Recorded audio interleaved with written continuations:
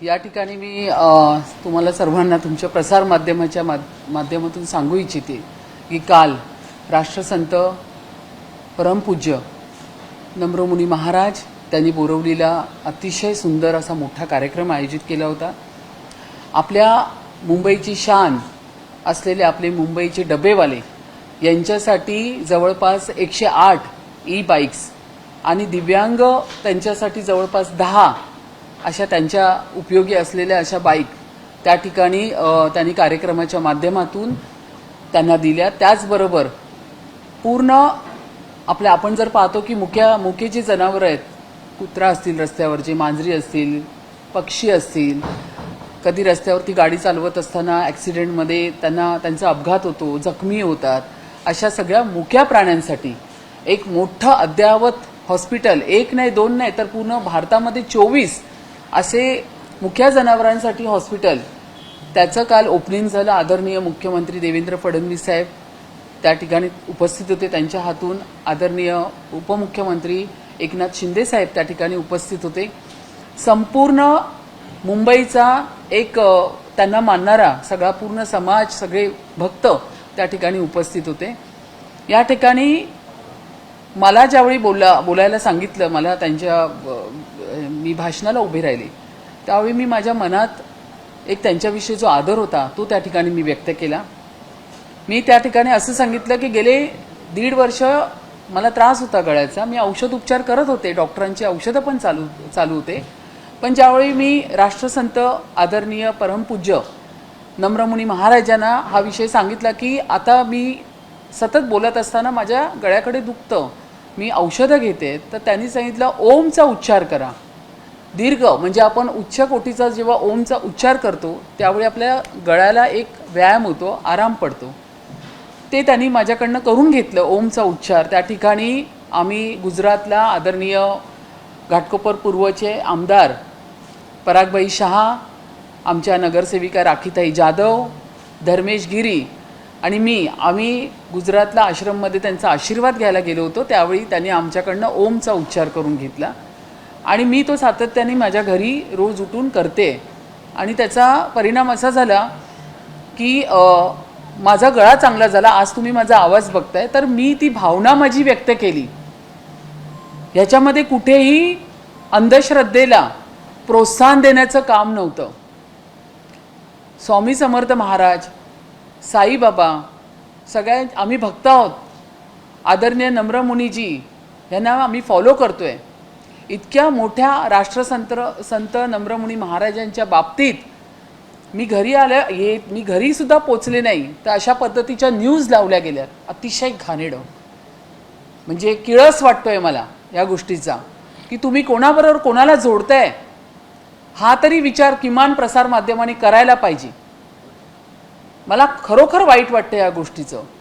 पूर्ण काल न्यूजमध्ये त्यांनी दिलेले 108 बाईकचा कुठेही उल्लेख नव्हता, त्यांनी दिलेले 4-10 दिव्यांग जणांना ज्या बाईक्स दिल्या त्याचा कुठेही उल्लेख नव्हता, त्यांनी काल केलेल्या हॉस्पिटलची ओपनिंग जे ते सुपूर्त करणार आहेत ज्या मुक्या जनावरांसाठी ज्यांच्याकडे कोणीच बघत नाही त्याचा कुठेही उल्लेख नव्हता। पण ऋतुताईंनी त्यांची भावना फक्त व्यक्त केली।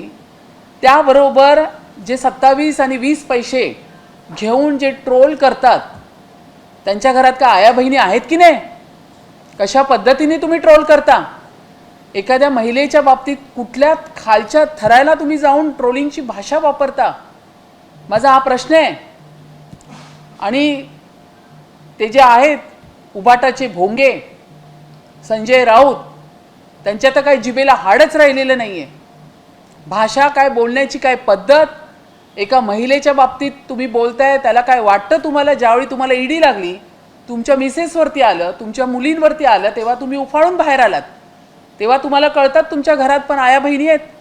आणि तुम्ही एखाद्या महिलेच्या बाबतीत अशा पद्धतीचं स्टेटमेंट देता जे त्यांनी आता दिलं। मला बोलताना पण लाज वाटते, कारण मी एका चांगल्या घरातली बाई आहे, सुशिक्षित घरातली, चांगल्या खानदानी घरातली महिला आहे मी। त्यांना काय उरलं नसेल, पण आम्हाला आजही मर्यादा आहेत बोलण्याच्या। तर अशा पद्धतीचं स्टेटमेंट त्याचा मी पूर्ण निषेध करते। या ठिकाणी खरात सारख्या माणसाबरोबर इतक्या मोठ्या व्यक्तींना अशा पद्धतीने जी त्या पद्धतीने प्रेझेंट केलं आहे. अरे त्या खरातला तर टोचून ठोकून मारलं पाहिजे, अजूनपर्यंत तो जिवंतच कसा आहे याचंच मला आश्चर्य वाटतंय. इतक्या घाणेड्या व्यक्तीबरोबर इतकं एक चांगलं काम करणारे इतके मोठे राष्ट्रसंत तर या पद्धतीच्या स्टेटमेंटचा, या पद्धतीने ट्रोल केलेल्या सगळ्यांचा मी पूर्ण निषेध करत आहे.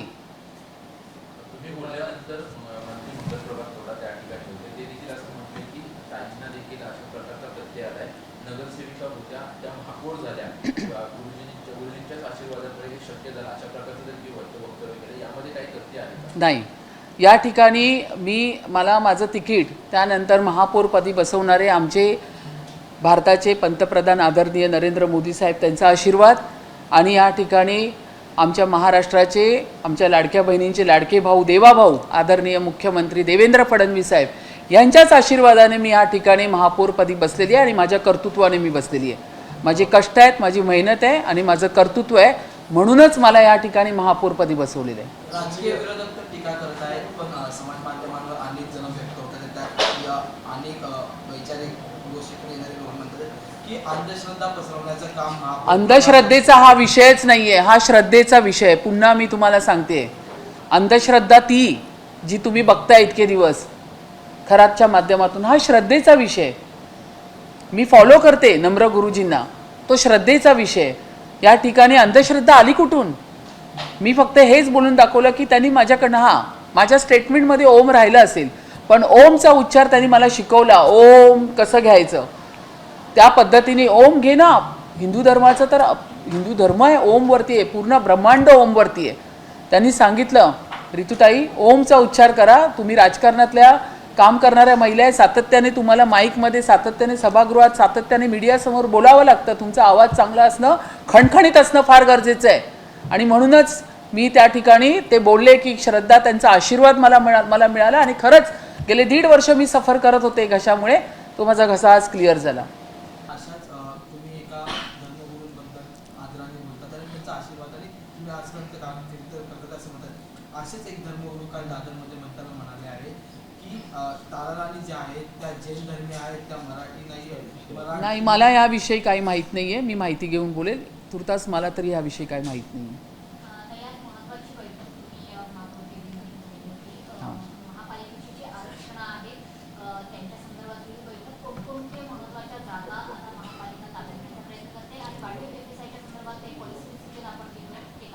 अतिशय महत्त्वाची मीटिंग ह्या ठिकाणी झाली. आदरणीय माजी खासदार डॉक्टर किरीट सोमय्या यांच्या ह्यांनी पत्र या ठिकाणी दिलं होतं आणि त्या ठिकाणी कन्सर्न डिपार्टमेंटना आम्ही या ठिकाणी बोलवून अतिशय महत्त्वाचा मुद्दा लक्षात घ्या. मुंबईमध्ये इन्फ्रास्ट्रक्चर डेव्हलपमेंट होणं ह्याला आम्ही सगळेच पॉझिटिव्ह आहोत, सकारात्मक आहोत.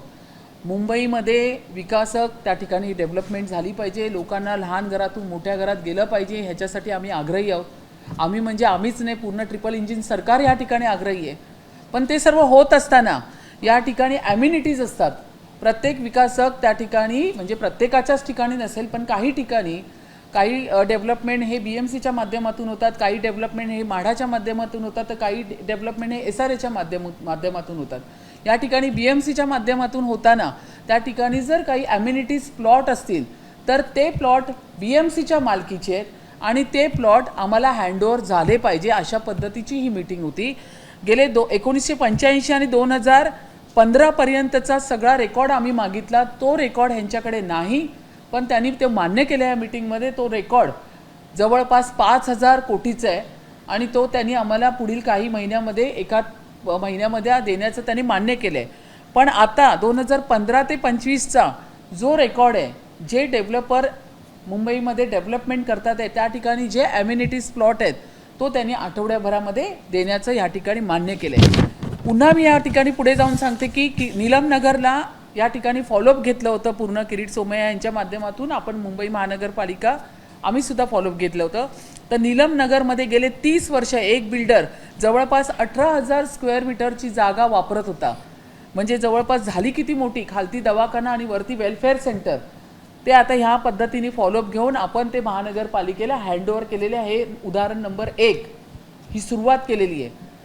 पुन्हा एकदा तुम्हाला सांगते, डेव्हलपमेंटला विरोध नाही, मुंबईच्या विकासाला विरोध नाही. मुंबईचा विकास हा झालाच पाहिजे. मुंबईकर हे मोठ्या फ्लॅटमध्ये मोठ्या घरांमध्ये गेलेच पाहिजे.